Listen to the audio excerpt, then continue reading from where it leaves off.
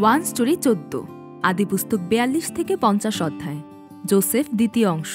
ঈশ্বরের দর্শন। ঈশ্বরের লোকেদের জন্য যে দর্শন যোসেফের মাধ্যমে পরিপূর্ণ হবে তা যোসেফের দর্শন নয়, বরং তা ঈশ্বরের দর্শন। এটা যোসেফের স্বপ্ন নয় যে যোসেফ পরিকল্পনা করবেন, প্রার্থনা করবেন, প্রস্তুতি নেবেন এবং অগ্রসর হবেন, বরং ঈশ্বরের দর্শন যা তিনি যোসেফের মাধ্যমে পূরণ ও পূর্ণ করবেন, যাকে ঈশ্বর বেছে নিয়েছেন এবং আলাদা করেছেন। সুতরাং ভিশন অর্থাৎ দর্শন এটি স্বপ্ন থেকে আলাদা। পার্থক্যগুলি নিম্নরূপ। প্রথম পার্থক্য হল কার কাছ থেকে তা এসেছে। যেহেতু দর্শনটি স্পষ্টত ঈশ্বরের দ্বারা সম্পূর্ণ হবে, তাই দর্শনের বিষয় ঈশ্বর স্বয়ং, আর তা ঈশ্বরের কাছ থেকেই শুরু হয়। আর স্বপ্ন হল সেটা যা আমাদের অভিজ্ঞতা ও দক্ষতার উপর ভিত্তি করে আমরা নিজের থেকে শুরু করি। দ্বিতীয় পার্থক্য হল কার জন্য। স্পষ্টত ঈশ্বরের নাম ও ঈশ্বরের লোকেদের জন্য ঈশ্বর তার দর্শন আমাদেরকে জানান, কিন্তু স্বপ্ন আমার নিজের জন্য। এটা আমার জন্য, আমার পরিবার, আমার ব্যবসা এবং আমার মন্ত্রণালয় এবং আমার জন্য। এর চূড়ান্ত উদ্দেশ্য ভিন্ন, এর মূল উদ্দেশ্য ভিন্ন। তৃতীয়ত, সর্বোত্তম চেষ্টার বিষয়বস্তুর ক্ষেত্রে এটি ভিন্ন। দর্শন আমার জন্য নয়, বরং ঈশ্বর এবং ঈশ্বরের লোকেদের জন্য। তাই আমি যদি আমার যথাসাধ্য চেষ্টা করি, আমি ঈশ্বরের পথেই আমার সর্বোচ্চ চেষ্টা করি। যাই হোক, যখন আমি আমার স্বপ্ন পূরণের জন্য আমার যথাসাধ্য চেষ্টা করি, তখন চূড়ান্ত উদ্দেশ্য হলো আমি একজন পাপী, তাই যে কোনো পার্থিব উপায় আমি আমার সেরাটা দিয়ে সেটি পূরণ করতে চেষ্টা করি।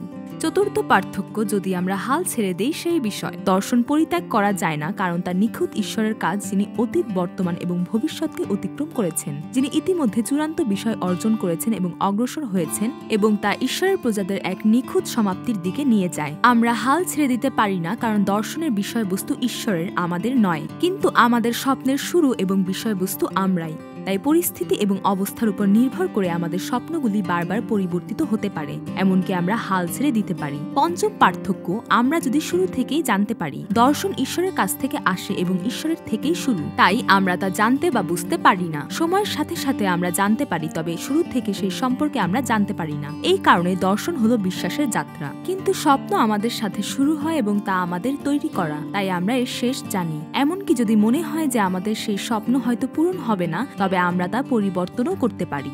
এখন যোসেফ নিজের স্বপ্ন নয়, বরং ঈশ্বরের সেই দর্শন পেয়েছেন এবং সেই ঈশ্বরের যন্ত্র হিসেবে ব্যবহৃত হচ্ছে। এই দর্শনটি ঈশ্বর শুরু করেছেন এবং তার নামের জন্য এটি অগ্রসর হচ্ছে। যোসেফ পারুক বা না পারুক, সে তার সর্বোচ্চ দিয়ে যথাসাধ্য করবে। শুরুতে এবং মাঝামাঝি সময়ে যোসেফ তার স্বপ্নের অর্থ বা ফলাফলও জানতেন না, যা ঈশ্বরের দর্শন ছিল। সে প্রতিদিন সেই পথের প্রতিটা ধাপ অতিক্রম করেছিল এবং ঈশ্বরের সময় অনুযায়ী ফিরে যাওয়ার সময় বুঝতে পেরেছিলেন। সে প্রতিদিন সেই পথের প্রতিটা পদক্ষেপ অতিক্রম করে যখন ঈশ্বরের সময় অনুযায়ী ফিরে তাকায়, তখন সে বুঝতে পেরেছিল যে কত সময় পার হয়ে গিয়েছে। একজন কৃতদাস হিসেবে যোসেফকে তার ভাইরা বিক্রি করে দিয়েছিল এবং মিশরীয় রক্ষক সেনাপতি পটিফর তাকে কিনেছিল। আদিপুস্তক 39 অধ্যায় 1 পদ। এখন যোসেফ স্পষ্টতই একজন দাস, একজন বিদেশি দাস ছিলেন, কিন্তু তার প্রভু পটিফর দেখেছিলেন যে ঈশ্বর যোসেফের সঙ্গে আছেন। যোসেফ সমস্ত করুণ পরিস্থিতিতেও হতাশ হননি এবং তার সামর্থ্য অনুযায়ী তার দায়িত্ব পালন করেন। আদিপুস্তক 39 অধ্যায় 4 পদ। এমন নয় যে যোসেফের কোনো হতাশা বা অস্থিরতার মনোভাব ছিল না। তাকে যখন তার ভাইরা বিক্রি করে দিয়েছিল, তখন তিনি ভগ্ন হৃদয়ে মিনতি করেছিলেন, কিন্তু ঈশ্বরের উপস্থিতি তাকে বাঁচিয়ে রেখেছিল। এমনকি মৃত্যুর অন্ধকার উপত্যকায় ঈশ্বর তার মানুষের হৃদয় এবং মনকে শান্তিতে রাখেন। তিনি আমাদেরকে জীবিতদের মধ্যে নিরাপদে আবদ্ধ করেছেন। প্রথম সময়ের 25 অধ্যায় 29 পদ। দাউদ স্বীকার করেছেন, যখন আমি মৃত্যুর ছায়ার উপত্যকা দিয়ে গমন করিব, তখনও অমঙ্গলের ভয় করিব না, কেননা তুমি আমার সঙ্গে সঙ্গে আছো, তোমার পাচনীয় তোমার যষ্টি আমাকে সান্ত্বনা করে। গীতসংহিতা 23 অধ্যায় 4 পদ। প্রেরিত পৌল বলেছেন, তাহাতে সমস্ত চিন্তার অতীত যে ঈশ্বরের শান্তি তাহা তোমাদের হৃদয় ও মন খ্রিস্ট যিশুতে রক্ষা করিবে। ফিলিপিও 4 অধ্যায় 7 পদ। তার মিশরীয় মণি পটিফর দেখতে পান যে যোসেফের সঙ্গে ঈশ্বর আছেন এবং তাকে তার সমস্ত কিছুতে সফলতা দিচ্ছেন, তাই তিনি যোসেফকে তার গৃহাধ্যক্ষের বা প্রধান দায়িত্ব দেন। ঈশ্বর তখন যোসেফের জন্য পটিফরের গৃহকে আশীর্বাদ করেন। যোসেফকে মিশরে পাঠানোর কারণ ধীরে ধীরে প্রকাশিত হচ্ছিল। যোসেফের মাধ্যমে, যোসেফের কারণে অন্যরা ঈশ্বরকে দেখতে পায় এবং ঈশ্বরের আশীর্বাদ লাভ করে।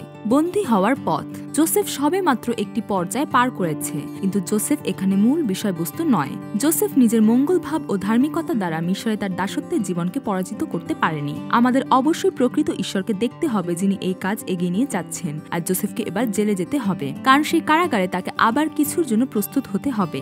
একদিন পটিফরের স্ত্রীর দৃষ্টি যোসেফের দিকে আকৃষ্ট হলো, কারণ যোসেফ দেখতে সুদর্শন ছিলেন এবং পটিফরের স্ত্রী তার শয্যা সঙ্গিনী হতে চান। সেই সময় মালিক এবং দাসের মধ্যে সম্পর্ক মানুষ সঙ্গে মানুষের ছিল না, বরং মালিক এবং বস্তুর ছিল। এমনকি জোসেফ যদি পরিবারের দায়িত্বে থাকা একজন ব্যক্তি হিসেবে বাড়ির সমস্ত কিছু নিয়ন্ত্রণও করতেন, তবুও তার পদমর্যাদা নিশ্চিতভাবেই একজন দাস। একজন পুরুষ মালিকের পক্ষে একজন মহিলা দাসী ব্যবহার করা বা একজন মহিলা মালিকের ইচ্ছামতো পুরুষ দাসী ব্যবহার করা স্বাভাবিক ছিল। কিন্তু জোসেফ তার গৃহিণীর অনুরোধ প্রত্যাখ্যান করেন। তিনি প্রতিদিন তাকে প্রত্যাখ্যান করেছিলেন, এমনকি তার সঙ্গে থাকতেও চাননি। এর একটাই কারণ ছিল, তিনি এই প্রকার মন্দ কাজ ও ঈশ্বরের বিরুদ্ধে পাপ করতে চাননি। আর এই কারণে তাকে জেলে যেতে হয়। যেখানে প্রত্যেক দাস একইভাবে জীবনযাপন করত, জোসেফ তা অনুসরণ করতে পারতেন এবং জোসেফ তার ধর্মশীলতাকেও পরিত্যাগ করতে পারতেন। কিন্তু জোসেফ ঈশ্বরকেই তিনি তার জীবনের মান নির্ধারণ করেছিলেন। জোসেফ অবশ্যই যাকবের কাছ থেকে তা শুনেছিলেন ও শিখেছিলেন, যার ঈশ্বর সম্বন্ধে এক পুঙ্খানুপুঙ্খ অভিজ্ঞতা ছিল। তিনি সমস্ত পরিস্থিতির উপরে নজর রেখেছিলেন এবং তাকে এর ফল ভোগ করার সুযোগ দিয়েছেন। নিজের উদ্দেশ্য সফল করতে না পেরে পটিফরের স্ত্রী জোসেফের বিরুদ্ধে মিথ্যা অভিযোগ এনেছিল। পটিফরের স্ত্রীর কথা অনুসারে জোসেফ মৃত্যুদণ্ড পাওয়ার যোগ্য ছিল, কিন্তু পটিফর, যিনি তার স্ত্রীকে ভালোভাবে জানতেন, তাকে রাজার বন্দীদের কারাগারে প্রেরণ করেন, কারণ মৃত্যু এখনও জোসেফকে স্পর্শ করতে পারে না। জোসেফ কারাবন্দী হলেন। জোসেফকে জেলে পাঠানো হয়, তবে সেই কারাগার সাধারণ বন্দীদের রাখার জন্য ছিল না। সেখানে দুই ধরনের কারাগার রয়েছে: সাধারণ অপরাধীদের, যেমন হত্যা, ব্যভিচার এবং চুরি, তাদের জন্য, এবং রাজনৈতিক বন্দী বা রাজবন্দীদের কারাগার। একই কারাগারে রাখা হলেও তাদের বিভিন্নভাবে আলাদা করে রাখা হতো।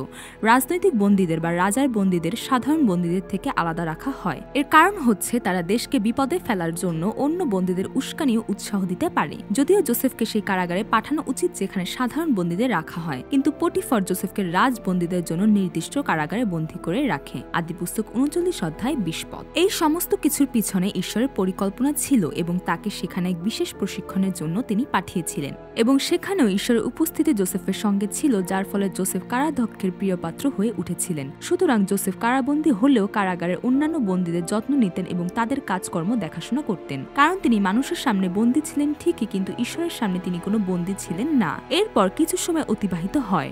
রাজার একজন দাস, যিনি রাজার প্রধান খাদ্য প্রস্তুতকারক ও পান পাত্রবাহক ছিলেন, এবং মিশরের রাজার বিরুদ্ধে অপরাধ করার জন্য সেই প্রধান খাদ্য প্রস্তুতকারককে ও পান পাত্রবাহককে রাজবন্দীদের কারাগারে বন্দী করা হয়। তারা সেই স্থানে এসেছিল যেখানে জোসেফকে বন্দী করে রাখা হয়েছিল, এবং জোসেফ তাদের তত্ত্বাবধায়ক হয়েছিল। এবং আরও কিছু সময় অতিবাহিত হওয়ার পর দুই প্রধান পান পাত্রবাহক ও খাদ্য প্রস্তুতকারক একটি করে স্বপ্ন দেখেছিল, এবং জোসেফ তাদের কাছে তাদের স্বপ্নের ব্যাখ্যা করেছিলেন, যার অনুসারে প্রধান পান পাত্রবাহককে তার পদে পুনর্বহাল করা হয় এবং প্রধান খাদ্য প্রস্তুতকারকের মৃত্যু হয়েছিল। সেই সময় জোসেফ প্রধান পাত্রবাহকের কাছে অনুরোধ করেছিলেন, কিন্তু বিনয় করি, যখন আপনার মঙ্গল হইবে তখন আমাকে স্মরণ রাখিবেন এবং আমার প্রতি দয়া করিয়া ফরৌনের কাছে আমার কথা বলিয়া আমাকে এই গৃহ হইতে উদ্ধার করিবেন, কেননা ইব্রিয়দের দেশ হইতে আমাকে নিতান্তই চুরি করিয়া আনা হইয়াছে, আর এ স্থানে আমি কিছুই করি নাই, যাহার জন্য এই কারাকূপে বদ্ধ হই। আদিপুস্তক 40 অধ্যায় 14 থেকে 15 পদ। অন্য কথায় জোসেফ বোঝাতে চেয়েছিলেন, দয়া করে আমাকে এই কারাগার থেকে উদ্ধার করো। জোসেফ এখনো জানে না যে কেন তাকে তার ভাইরা তার বাবার কাছ থেকে আলাদা করে মিশরের দাস হিসেবে বিক্রি করেছিল।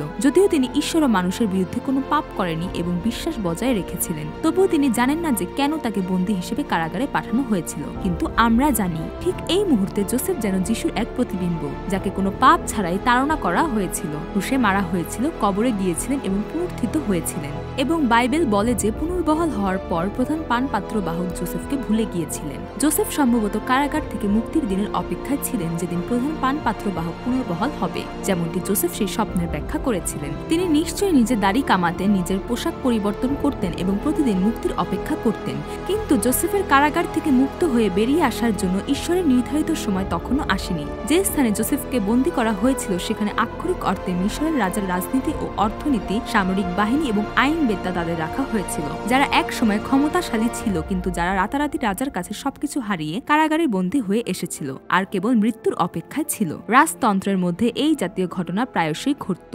অন্য বন্দীরা একজন সুদর্শন বিশ্বস্ত তরুণ বিদেশি জোসেফের প্রশংসা করত, যিনি কারাগারে দিনের পর দিন তাদের যত্ন নিতেন। তাই তারা প্রতিদিন জোসেফের কাছে আসতো এবং জোসেফকে বিশদভাবে বলতো যে তারা কত মহান লোক, তারা কি কি মহৎ কাজ করেছে ও সেগুলোর ফল কি হয়েছিল। তারা নিশ্চয়ই সেসব বিস্তারিত বলতো, যার অর্ধেকটা বিলাপের বা দুঃখের সাথে আর বাকি অর্ধেকটা গর্বের সাথে। বিশ্বস্ত জোসেফ একের পর এক মিশরের সামরিক, রাজনৈতিক, অর্থনৈতিক এবং সাধারণভাবে সামাজিক বিষয়ে বিশেষ বক্তৃতা থেকে শিক্ষালাভ করেছিলেন। একজন শিক্ষার্থী হিসেবে সমস্ত প্রাক্তন মন্ত্রী পরিষদের সদস্যদের কাছ থেকে এটি ছিল জোসেফের একটি নিবিড় প্রশিক্ষণ।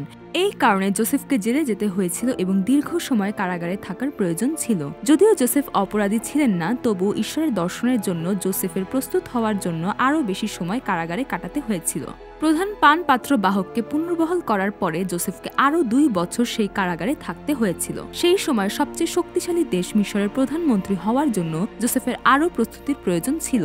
আর পটিফরের বাড়িতে যেমন আশীর্বাদের এক মাধ্যম হিসেবে প্রকাশিত হয়েছিল, ঠিক সেইভাবে জাকবের পরিবারের প্রতি মিশরের লোকদের জন্য এবং সারা পৃথিবীর সমস্ত মানুষদের জন্য আশীর্বাদের এক মাধ্যম হয়ে উঠতে জোসেফকে আরও অধিক প্রস্তুত হতে হয়েছিল। আর এখন ঈশ্বর তার নিজ পরিকল্পনা অনুযায়ী জোসেফকে কারাগার থেকে বের করে আনেন। জোসেফকে মুক্তি করে আনার জন্য তিনি মিশরের রাজার ফোরনকে একটি স্বপ্ন দেন। তিনি শুধু কারাগার থেকে মুক্তি পান না, তিনি বন্দী থেকে মিশরের প্রধানমন্ত্রী হন। আর এটা হলো যীশু খ্রিস্টের এক চিহ্ন, যিনি কবর থেকে ঈশ্বরের ডান দিকে আরোহণ করবেন। মিশরের প্রধানমন্ত্রী হলেন জোসেফ। ঠিক যেমন ঈশ্বর জোসেফকে একই বিষয় নিয়ে 2টো স্বপ্ন দেখিয়েছিলেন, তেমনি ঈশ্বর ফোরনকে একই বিষয়বস্তু নিয়ে 2টো স্বপ্ন দিয়েছিলেন। কিন্তু কোনো মিশরীয় জাদুকর বা বিজ্ঞ ব্যক্তিদের কেউই এই স্বপ্নটি ফোরনের কাছে ব্যাখ্যা করতে সক্ষম হয়নি। এরপর প্রধান পানপাত্র বাহক, যাকে জোসেফের ব্যাখ্যা অনুযায়ী তার পদে পুনর্বহাল করা হয়েছিল, তিনি জোসেফকে পরিচয় করিয়ে দেন। আর এবার জোসেফকে রাজা সত্যিই ডেকেছেন, তাই তিনি তার দাড়ি কামান, তার পোশাক পরিবর্তন করেন এবং ফোরনের সঙ্গে দেখা করতে যান। তারপর তিনি সেই স্বপ্নের ব্যাখ্যা করেন, যা 2টি মনে হলেও প্রকৃতপক্ষে একটি স্বপ্ন ছিল।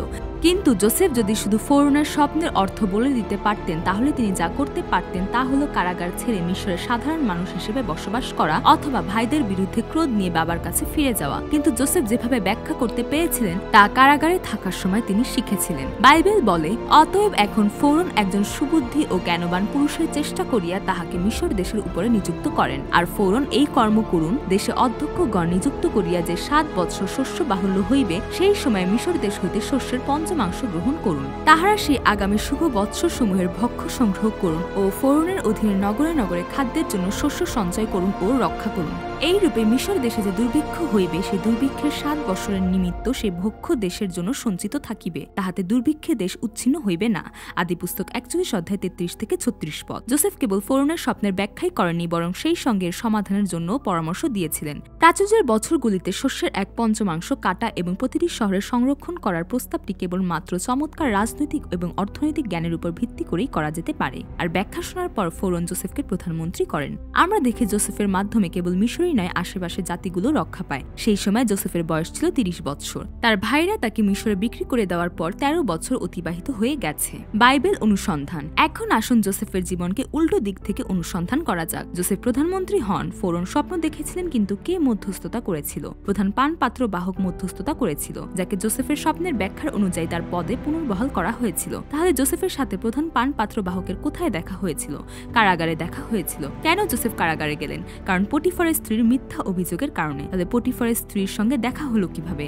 কারণ জোসেফ পটিফরের বাড়িতে দাস ছিলেন। কারণ তার ভাইরা জোসেফকে মিদিয়ানীয় বণিকদের কাছে বিক্রি করে দিয়েছিল এবং পটিফর তাদের কাছ থেকে জোসেফকে কিনে নিয়েছিল। জোসেফের ভাইরা কেন তাকে বিক্রি করে দিয়েছিল? কারণ জোসেফের ভাইরা তাকে ভীষণ ঘৃণা করত। জোসেফের ভাইরা কেন তাকে ঘৃণা করত? জোসেফের স্বপ্নের কারণে। কে দিয়েছে সেই স্বপ্ন? ঈশ্বর দিয়েছিল। সত্যি এই দর্শন ছিল ঈশ্বরের দর্শন, যা ঈশ্বর শুরু করেছিলেন এবং তিনি কার্য করেছেন। এছাড়াও রয়েছে সহায়ক অভিনেতা এবং অন্যান্য এলিমেন্ট ও যন্ত্র, যেমন মঞ্চের সরঞ্জাম, যা আমরা বলতে পারি যখন জোসেফকে মিশরের প্রধানমন্ত্রী করার জন্য ব্যবহৃত হয়েছিল। এবং কেবল জাকবের পরিবার নয়, বরং মিশর এবং সমগ্র বিশ্বের মানুষকে বাঁচানোর জন্য আশীর্বাদের মাধ্যম হয়ে উঠেছিল।